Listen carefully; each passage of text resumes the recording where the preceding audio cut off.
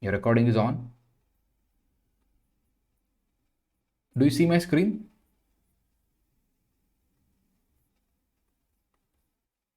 No, not yet. Now? Mm. Yeah. Yeah. So what we have seen yesterday is about events, event handling. We have seen what? Event handling. So when you talk about event handling, so what we have done yesterday, I have created this file.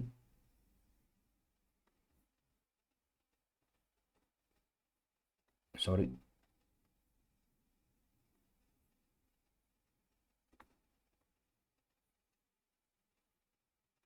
So this file we have created, and can you see if I enter, you also you can see I'm capturing the event for my mouse movements. So if you want to capture the events, different events, how do you do that? How do you do that? And for that, there are multiple techniques. First, if you can see document.add event listener. Can you see that? Document dot what? Add event listener. So when you say document.add event listener, the name of the event and function to be called after triggering the event. So yesterday we discussed what do you mean by event. On certain situation, browser gives you the notification. On certain situations,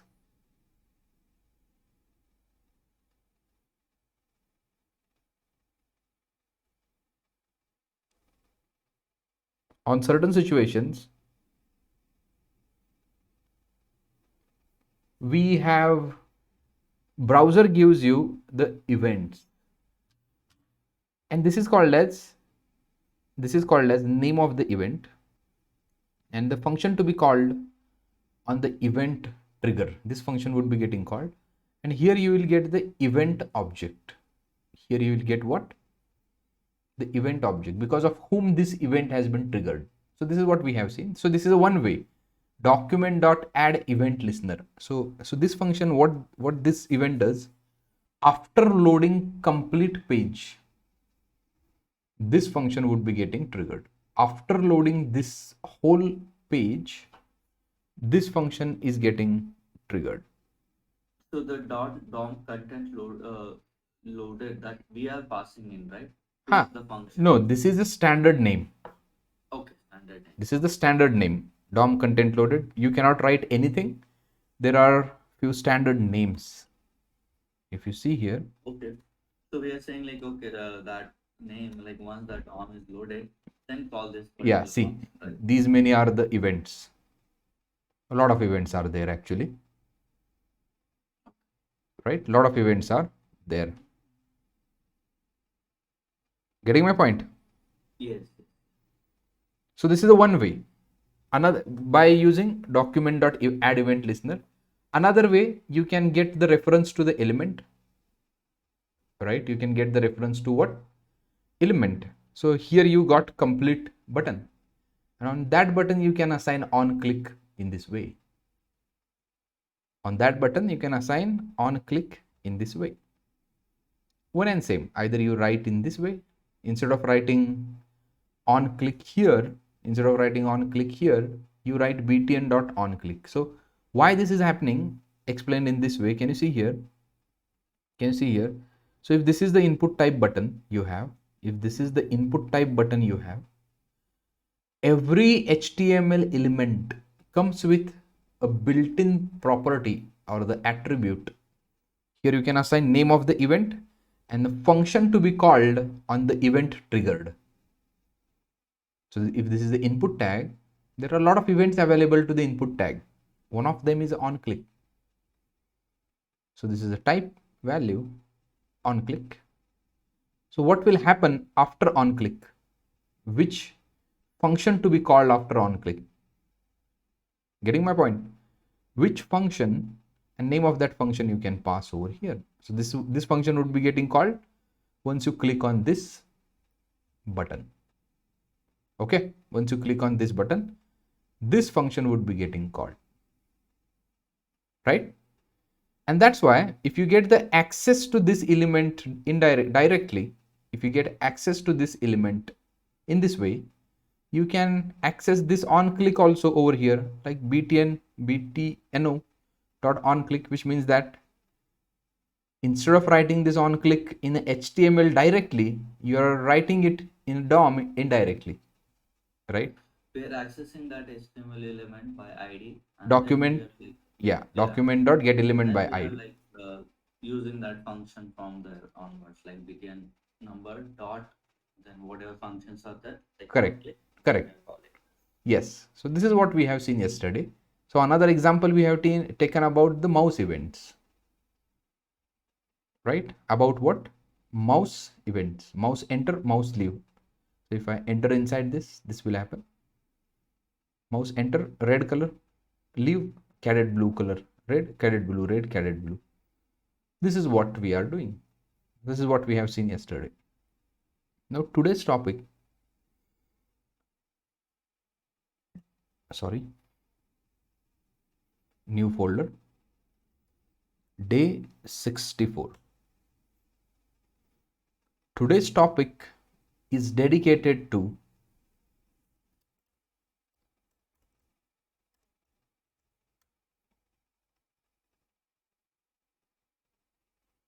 today's topic is dedicated to accessing the, how do you select the elements? How do you select the elements?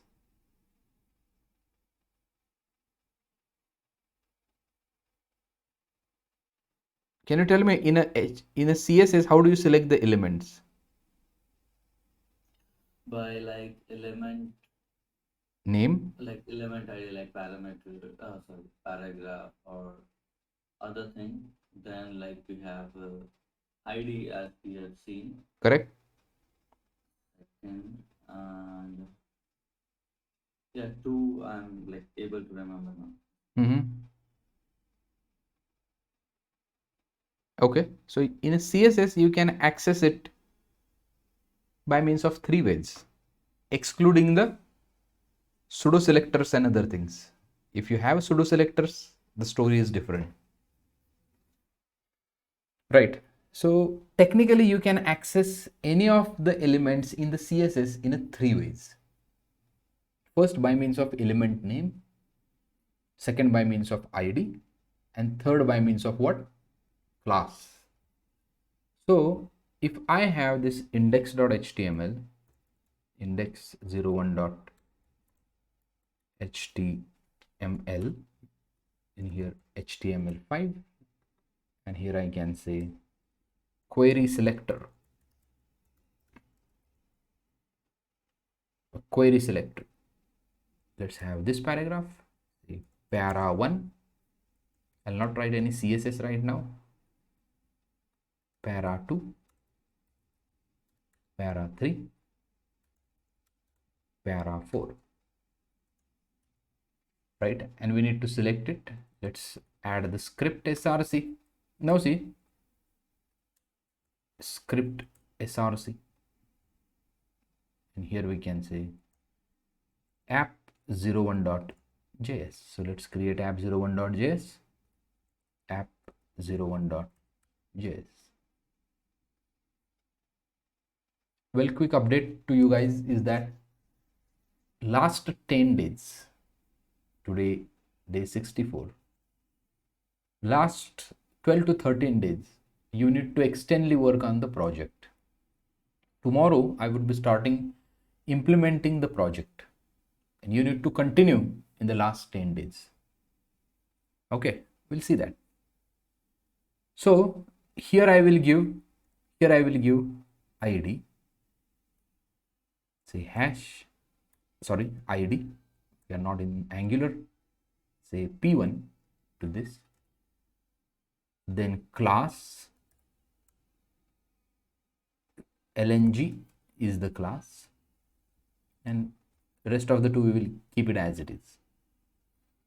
So JavaScript says that, so technically you need to write this into document dot add event listener, DOM content loaded. On DOM content loaded, then you need to perform all these activities. So you need to write all the things in this function on DOM content loaded, which guarantees that HTML page have been loaded and there won't be any errors. So here const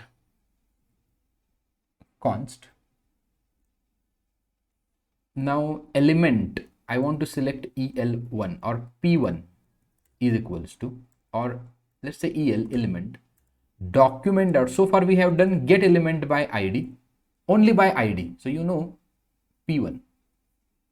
Here I can say p1, and if you do console.log over here, el, if you do console.log over here, this is the day 64 01.html. Can you see p1 p2 p3? Inspect it. You can see you access this p1, you have got the p1 by doing this thing, and you have done document.get element by id, nothing fancy. But there is no id to this guy, there is no id to this guy, there is no id to this guy. How shall I access this one? Either you need to specifically go here and assign the id, either you need to go specifically over here and assign the id.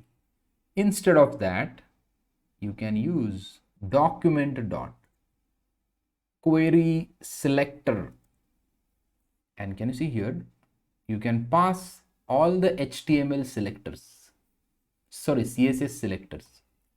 Here I can say dot lng, dot what, lng. Now go here and refresh it.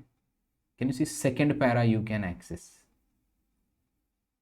So, just like I'm a bit confused. So, in query selector, we can pass anything, right? Anything. Then in that case, we can add P1 as well, right? Correct. You can use a P1 also.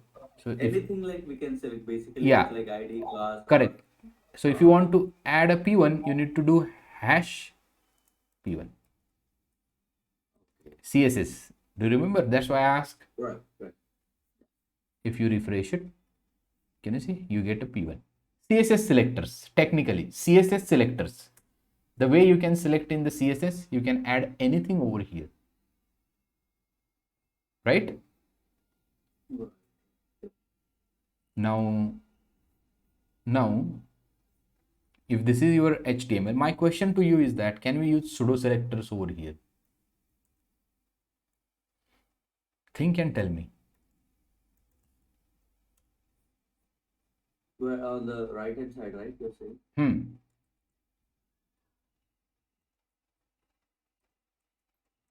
So ideally we are just using CSS thing, right? So correct. We should be able to do it if we have a proper details. So that's what I feel, because like in I would say example P1 or ALNG, that is like the CSS thing only, and if you have a pseudo selector with proper details, we can. Correct. See now, body colon nth child and third. Yeah, that means they are able to do it, right? Yes. Refresh it. No, there is like some issue at the. Yeah, bracket is missing. Yeah. Refresh it. Is not a valid. Save it. Okay. Oh, okay.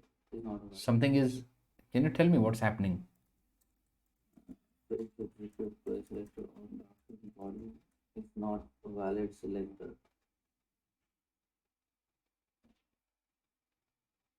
Will it work or not? So okay, if you go here, you attach over here like this and refresh it, can you see you get the paragraph? Yeah, what is this paragraph? I've seen like in my current project, I generally access those, but I object, you get object, a complete para object. Now if you do, okay. So a para object, a third para object. So instead of giving you element, if you do something like this, target, and if you refresh it, okay, it's undefined. So what is happening over here? It is giving you, this thing is giving you para only, third para 0, 1, 2, 3. So it is giving you this para only. If you do dot inner text and refresh it, can you see para 3, which means that you are getting this third para. Okay. Right, which means that you are getting what? Third para. So here what I wanted to show you, that you can select the element in a way you have done in the CSS 3. Right. Right. Whatever you have done, that's what the query selector is. Most of the time you might use ID. Most of the time you might use what? ID. But that is okay. Apart from the ID, a lot of things are there. Apart from the ID, a lot of things are there, and those are nothing but these things. Query selector. Deliberately I have kept this at the last, so that you will imagine this thing with the CSS3 normal selectors also we have seen, right? If you want to select this guy, here what you will write? Hash p1. That is also okay. So normal CSS. Hash means what? ID. ID. Hash p1. Then here what you will write? If you want to access the class, dot Dot lng. class. Dot lng. Getting it? Now once you get the element, you can do anything. Once you get the element, absolutely you can do anything. Anything is possible over here. Whatever we have done in the CSS, absolutely anything you can do over here. Any question? No, no. Okay.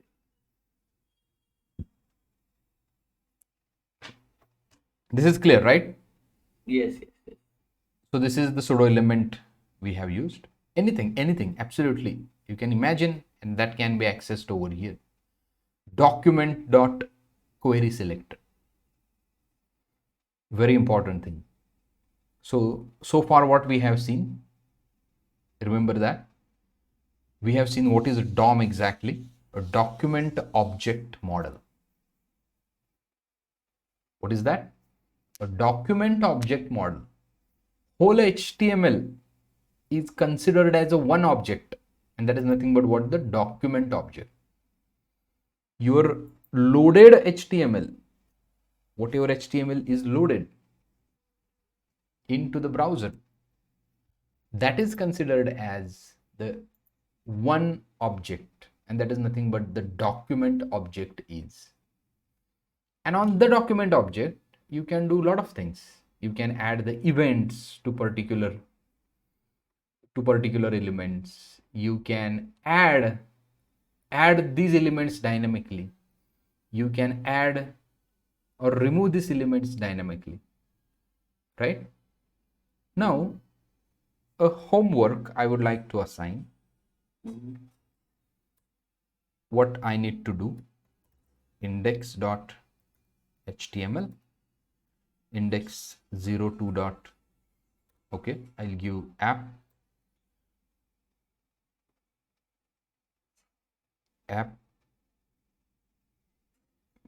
02.js.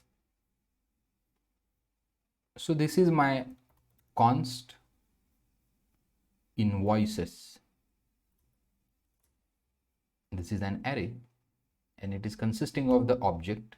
Here we can say invoice number, say inv001. Then we can have client name, say abc. Invoice amount, inv, or simply you can say amount, like this. Invoice number, client, amount, date, dt 2020 0101. So this is the first invoice.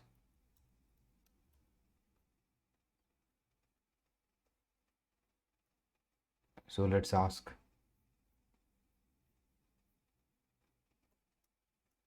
So I'm asking ChatGPT, create, you can say create 10 invoices with unique number.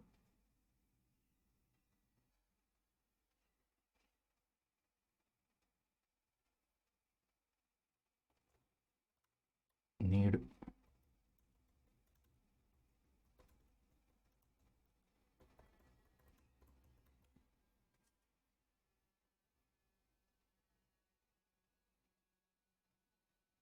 okay, just a minute. So these are my 10 invoices, right? Hello. So these are 10 invoices with the unique number, unique clients, amounts, and what? The date, right? Mm-hmm. Mm-hmm. Now I want you to print this in a table. So you need to create the HTML table,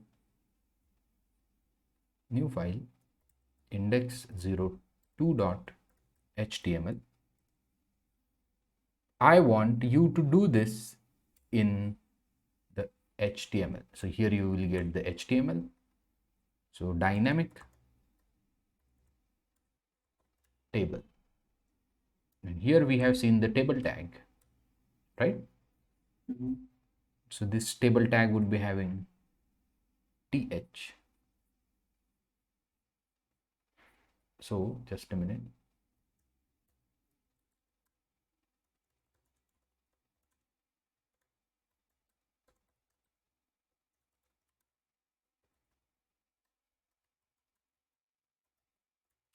So I'm asking ChatGPT to create a static HTML table.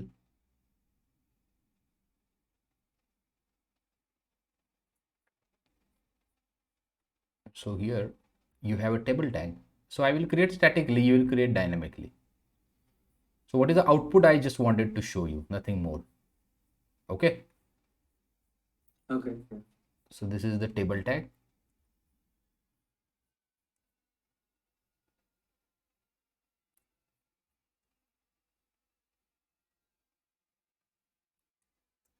So here I can add the table tag. In few styles it has given.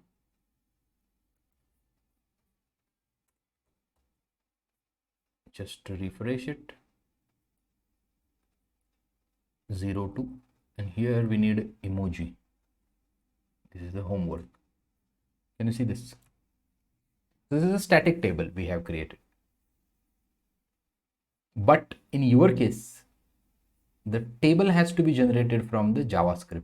This invoices array unit to use and print the data over here like this.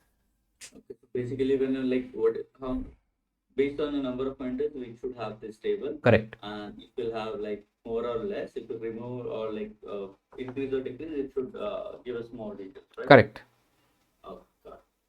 So this is the homework you need to perform. And from tomorrow, next 5 days, I will implement the few things in the project. And last 10 days, you will implement it. So last 10 days, whatever you have studied so far, all that things would be implemented into that project, right? I do have few questions related to JavaScript. I'll just like example as you have shown, like add listener on click. Uh-huh. Similar kind of those things I see in like my JavaScript files. I'll No just problem. gather those. We can connect Sure. tomorrow. I'll No problem. somehow close that today. Yeah. So you just create a list and I will explain all the things. No problem. Sure. Oh, Okay. okay. So what we have seen, Java's DOM and query selector, easy topic, query selector. Okay, I have pushed the code. Okay. Yes. Thank you.